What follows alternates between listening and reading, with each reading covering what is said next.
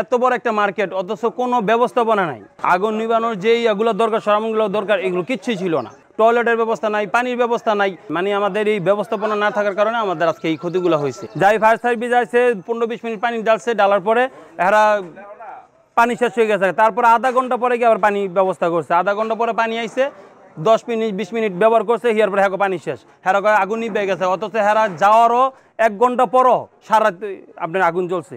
আগুন আমরা সাধারণ মানুষ যারা এলাকার মানুষ আছি সবাই মিললা এখন তো বাল্টিতে পানি দিছি, সবাই বাল্টিতে পানি দিছি, তারপরে কিছু করতে পারিনি, কিছু রাখতে পারিনি।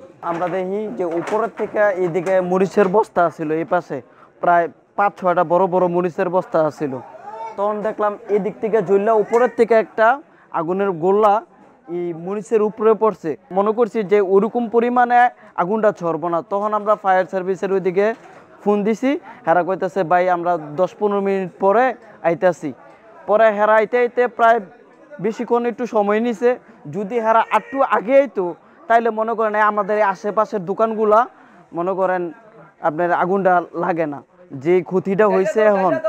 তখন যদি তাড়াতাড়ি হেরা আসতো, যেমন সাথে সাথে যদি আসতো, তাহলে মনে করেন 1-2 দোকানের মাঝেই এটা স্টপ থাকতো। কিন্তু হেরা আইতে একটু সময় নিয়েছে দেখা মনে করেন পুরাটা ছড়ে গেছে গা।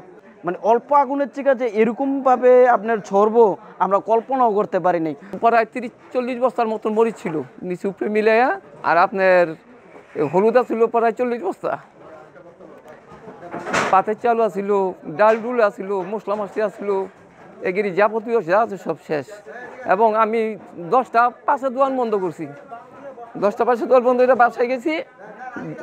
11টা 10-এ আমার ফোন দিছে যে আপনার এখানে আগুন লাগছে, তাড়াতাড়ি আসেন। আমার বাড়ি হইলো মুক্তারপুর। তখন এখানে আইয়া দেখি যে এগিনি জ্বলতেছে, সব কিছু এগিনি জ্বলতেছে। জ্বললে তারপরে এই করার পরে দেখি যে আস্তে আস্তে আস্তে এদিকেও জ্বলতেছে, সম্পূর্ণ সব জ্বলতেছে। মানে না কই থেকে আগুন লাগছে, পরে শুনি যে পিছন থেকে বিলে আগুন লাগছে। ওখানে এরকম তো শুনি, আমি এখানে ছিলাম না, আইসা শুনি পরে এই করিনি।